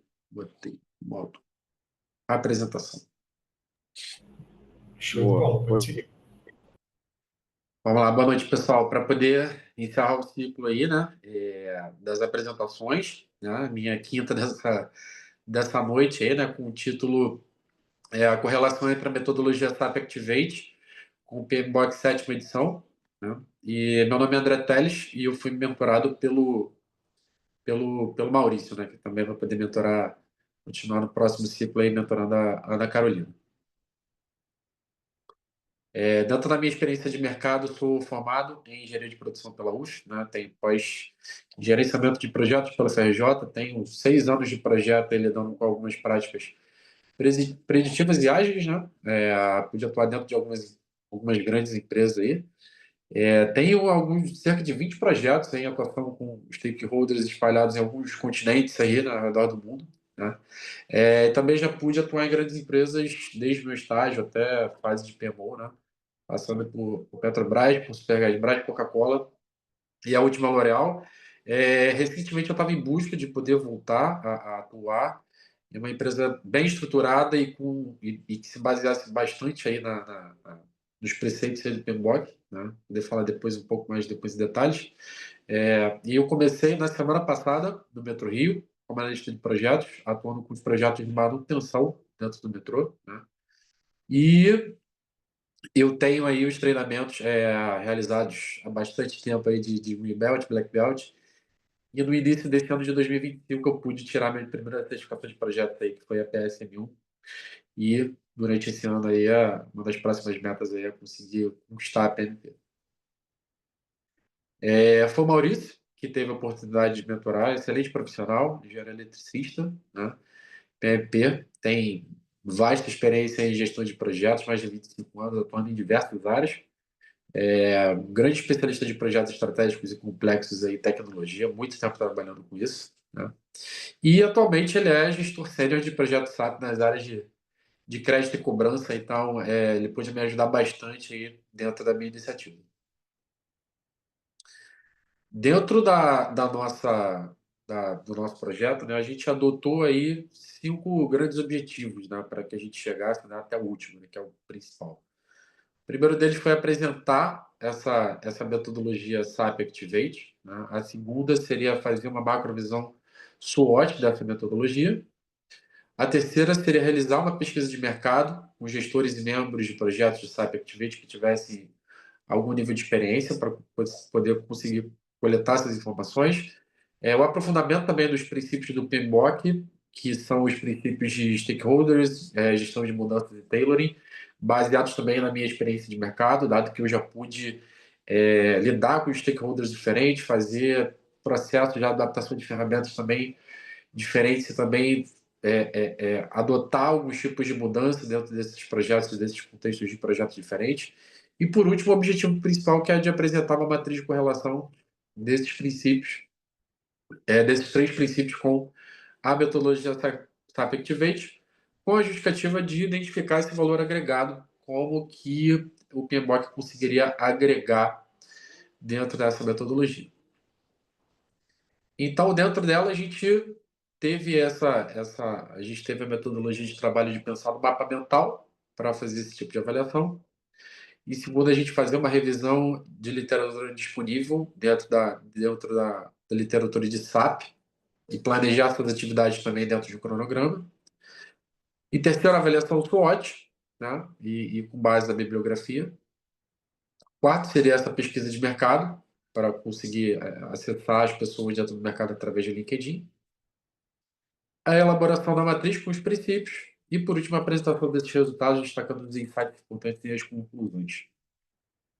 E aí, dentro desses nossos grandes objetivos, aí, a gente tem essa estruturação da metodologia SAP Activate, com 6 grandes etapas, né? Dentro dessa metodologia, aí, a ideia dela, em relação ao que senti anteriormente no SAP, é gerar uma entrega de valor ao longo desse projeto, né? Dos projetos SAP, dependente do porte da empresa, do porte do cliente, né? Onde seja implementado. As metodologias anteriores, elas eram muito mais destinadas destinadas não, mas elas eram muito mais preditivas, com o objetivo de gerar o valor ao final da entrega de projeto. Então, aqui a gente tem como objetivo a gente ter feedbacks dos clientes e ter um amplo contato ao longo desse tipo de implementação. Então, a gente tem 6 etapas dentro dessa implementação.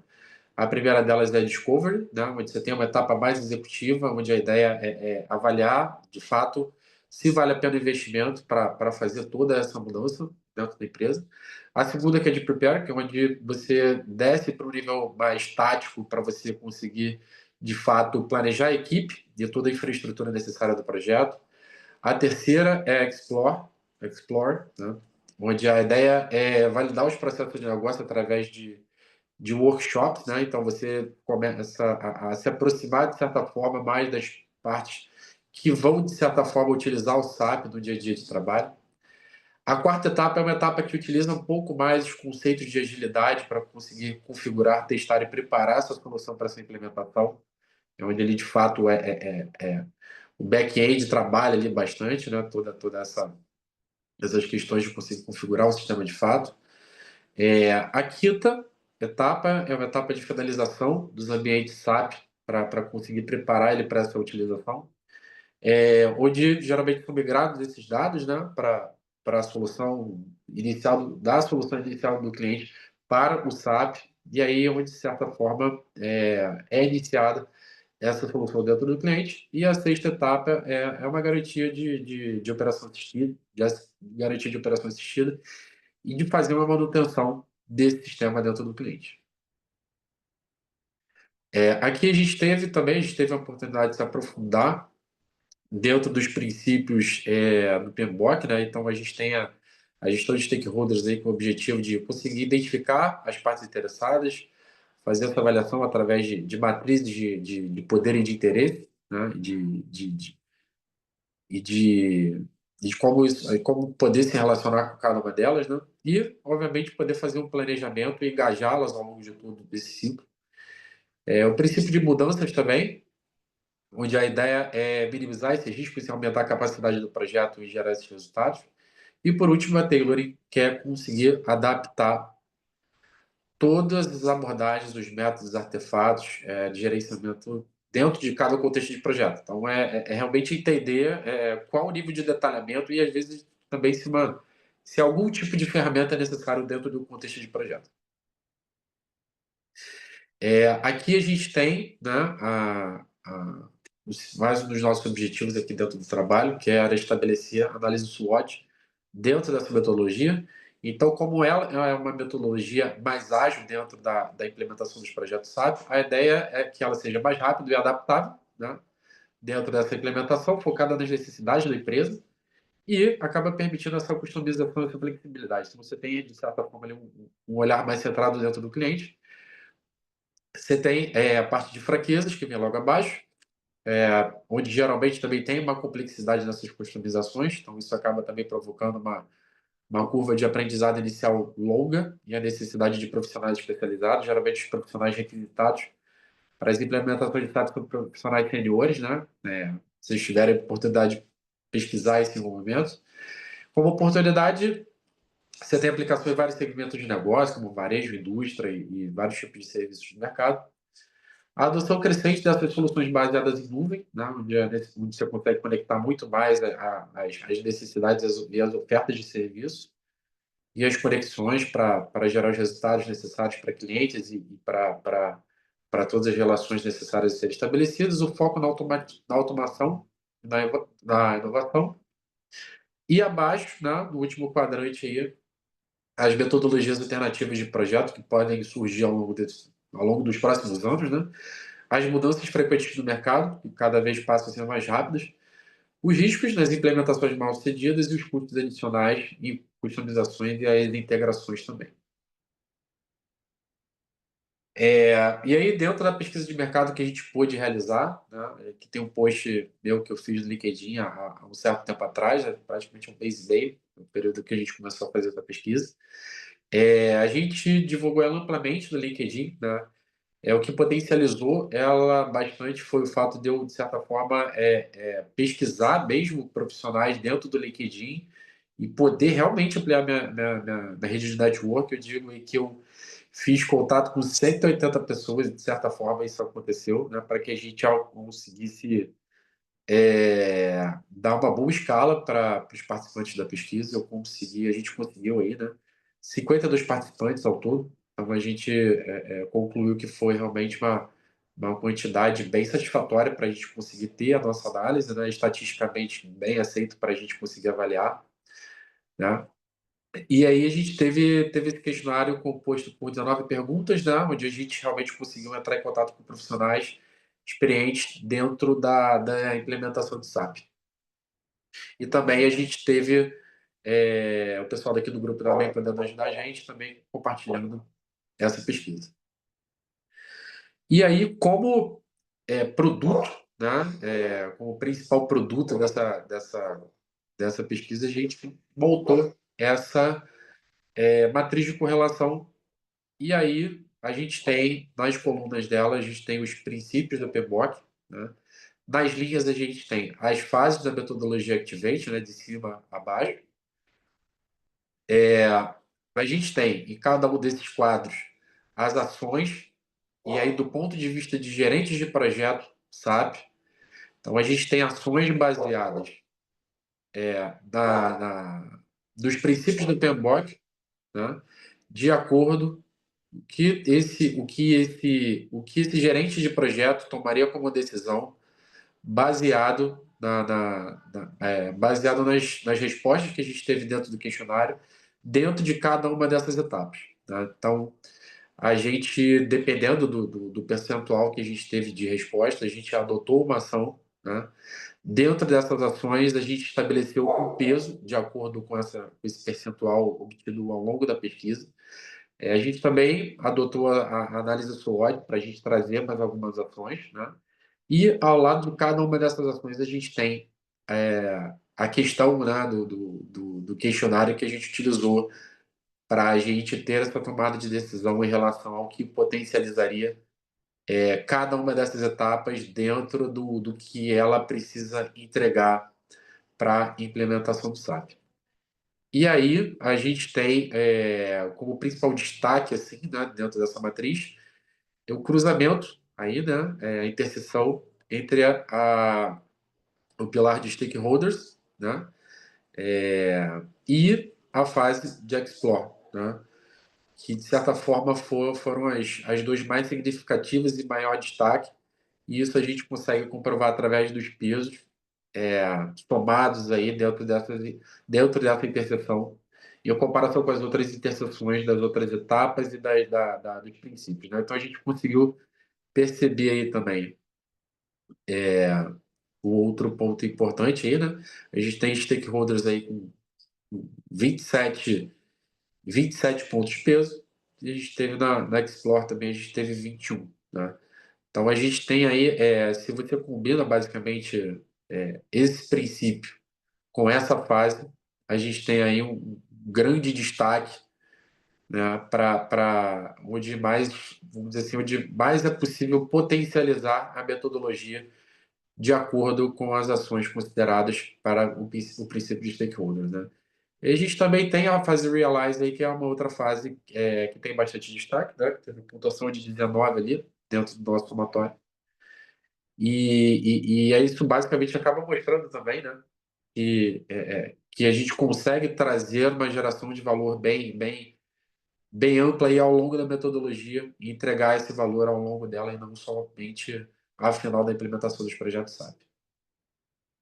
E aí a gente tem as conclusões a partir dessa pesquisa, tá? Então a gente traz aí o percentual de participantes com liderança em projeto SAP, né? Mas também o outro percentual de profissionais com experiência e treinamento também, né? As duas etapas, como eu havia falado antes, a Explore e a Realize, a Explore, né, como uma etapa mais exigida, né, do ponto de vista da entrega de valor, e a Realize com maior número de adaptações, ajustes e mudanças ao longo dos projetos. 92% aí a gente considera aí que dos participantes, né, considera que a Activate ela pode ser melhorada para aumentar o engajamento dos stakeholders, né, dado importante que a gente conseguiu coletar. Outro dado também muito importante é o percentual de participantes que utiliza a prática de gestão do PMI, né? Então, assim, prova também quanto o PMBOK, né, em todas as suas versões, aí, independente de qual seja utilizada, ela acaba trazendo ganhos para dentro das implementações de SAP nas empresas. Desses três princípios, a gente pode perceber que o princípio de gestão de stakeholders é o mais relevante. A gente também perguntou em relação às ferramentas, né, que os gerentes de projeto ou lideranças utilizam, né, nessa implementação. A gente teve uma série de respostas, mas a gente tem os dois de maior destaque foram o SAP LM, que é uma ferramenta interna da SAP, que ela serve de base para essas implementações, e o MS Project, né, que é muito conhecido de nós aí. 43%, né, desses participantes afirmaram que utilizam o SAP LM e 71% já atuou em projetos com customizações excessivas. E aí, como grandes conclusões dessa nossa pesquisa, a gente teve a gestão de stakeholders, né, reforçada pelas fases Explore e Realize, tendo a maximizar essa entrega de valor dentro da metodologia. A gente também conseguiu captar, através dela, que o uso do Scrum pode ser utilizado na fase Realize, então isso também reforça aí a possibilidade de utilizar metodologias híbridas, né, onde a gente pode utilizar também o Scrum, né, nessa implementação e geralmente é utilizado com 3 sprints, né, essa fase, né? Então você pode utilizar o Scrum ali, né, em outros momentos não ter necessariamente essa ferramenta tão aplicada. Você tem também projetos pequenos de menor porte, o SAP Activate sendo utilizado como único driver de gestão nessas implementações, mas também é indicado que o PMBOK seja utilizado aí em grandes projetos, e aí permite uma gestão mais eficiente. A gente também, de todas aquelas ações que a gente conseguiu identificar, a gente conseguiu perceber também que as 3 ações de controlar as solicitações de mudança, avaliar e adaptar os requisitos do cliente e comunicar esses resultados. Se a gente olhar para essas ações individualmente, né, a gente consegue perceber que individualmente elas têm um grande poder de potencializar a gestão durante as fases do SAP Activate. E, por fim, né, a gente tem aí que essa interseção da gestão de stakeholders com a fase Explore demonstra o maior peso das ações de gestão na etapa de projeto de implementação SAP. Então, assim, de certa forma, identificar stakeholders, planejar todo esse processo de contato e de engajamento e gerenciar esse contato ao longo do projeto, a gente percebe que tem um grande valor aí ao longo dos projetos de implementação SAP. Aqui a gente tem as referências bibliográficas, que são, em sua maioria, bibliografia de SAP, e também o PMBOK aí da 7ª edição. É isso, queria agradecer a vocês aí. Uma boa sorte também no ciclo 31 para quem for participar. Se precisar, entrar em contato comigo. Acho que é um projeto com uma boa oportunidade também de poder ter essa abordagem, conseguir excelentes contatos ao longo desse período de tempo. E queria agradecer bastante aí por ter feito parte do ciclo. Obrigado, André. Obrigado pelo trabalho. Queria que você comentasse um pouquinho, 1 minuto, por favor, sobre o que você achou durante esse período. Olha, foi muito bom para poder me aprofundar um pouco nessas questões de SAP. Achei excelente, né? Eu conhecia pouco assim, em relação à implementação do SAP, mas acho que é mais um exemplo dentro do mercado de metodologia que está se adaptando, né? Com conhecimentos novos, né? O Maurício também foi muito importante também no meu desenvolvimento de projeto, porque acho que em alguns momentos eu queria pensar numa impossibilidade de entrega que eu acho que levaria muito mais tempo. Ele também me ajudou também a filtrar também um pouco o trabalho, entender os limites que eu poderia para essa pesquisa de projeto. Me ajudou a sumarizar bastante as informações. E, assim, foi um degrau muito importante, porque, assim, eu pude, de certa forma, voltar a trabalhar numa empresa que utiliza muito as técnicas e as práticas de PMBOK. Então, assim, meu trabalho, desde semana passada, assim, eu acho que já está sendo uma preparação para o PMP, porque a gente está, de certa forma, vendo todas as etapas. Identificação de partes interessadas, avaliação de riscos, alguns cronogramas bem grandes. Realmente estou podendo me aprofundar ponto a ponto, né? Então, assim, lá na frente eu vou querer voltar a ser afiliado não, voluntário, né? Mas acho que eu estou nesse momento aí de poder sentar na minha cadeira. Era um objetivo poder fazer parte da mentoria. Através desse objetivo conquistado, eu consigo esse próximo degrau, né? Queria agradecer bastante, foi muito importante mesmo, assim, né? E, obviamente, acredito que meu trabalho agora só vai me potencializar para quando eu entrar em contato com o Pedro e com toda a equipe do PMI de novo aí, a gente conseguir estabelecer um novo contato, e quando a gente voltar a se falar, com certeza eu estarei no degrau de maturidade bem maior dentro do gerenciamento de projetos. Que bom, que bom. Ótima avaliação. Pessoal, estendemos um pouquinho aqui, não era o nosso propósito, mas às vezes a gente programa e não sai como planejado. Vou pedir apenas um pouco mais de paciência para vocês por uma última coisa, uma foto. Se vocês puderem abrir a câmera. Vou pedir também para o André parar de compartilhar aqui para a gente ganhar a tela. Sim. E aí, como é que funciona a foto? Todo mundo bate uma foto e manda nos grupos e a gente seleciona melhor. Porque, eventualmente, alguém vai piscar, alguém vai ficar no escuro, enfim. Então, se você puder bater uma foto e mandar nos grupos que vocês já estão inseridos, depois a gente seleciona melhor para fazer uma publicação. Tá bom? Então, vou pedir. Algumas pessoas ainda estão no escuro. Obrigado, pessoal. Obrigado mesmo. Então, quem puder aí bater uma foto no 3, hein? 1, 2, 3, todo mundo dizendo PMI. PMI. Oi? Bacana. Então, quem puder compartilhar, a gente vai compilar isso. Hoje, não, porque a hora já estourou. Precisamos... tem gente ainda sem jantar. Eu, inclusive. E eu queria pedir para agradecer a presença de todos. Não só voluntários, mentores, mas também os mentorandos, pela confiança que vocês estão dedicando ao PMI, e dizer que a nossa próxima reunião, se eu não me engano, é já na próxima semana, dia 21, tá bom? E essa reunião já é bem menor, ela é 1 hora só de duração, ela começa às 8 horas, nós vamos enviar não só o link, como o dia e o horário certinho para vocês, tá bom? Perfeito. Tudo bem, não? Tudo bem? Tudo bem? Todo mundo bem? Perfeito. Então, bacana. Ok, Pessoal, Pedro. então eu Boa vou parar noite. aqui o compartilhamento.